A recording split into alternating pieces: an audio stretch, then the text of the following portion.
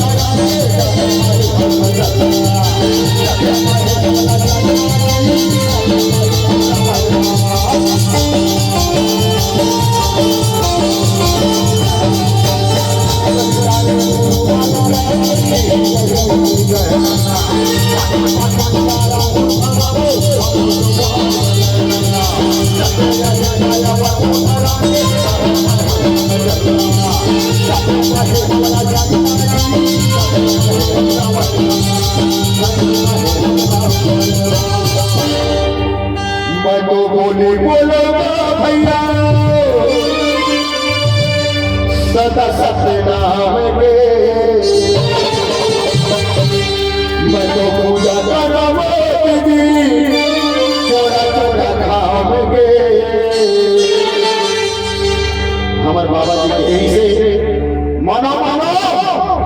एक समान आगे से मानो मानो हाथी दुनिया में खिला था मुड़ी मार के आना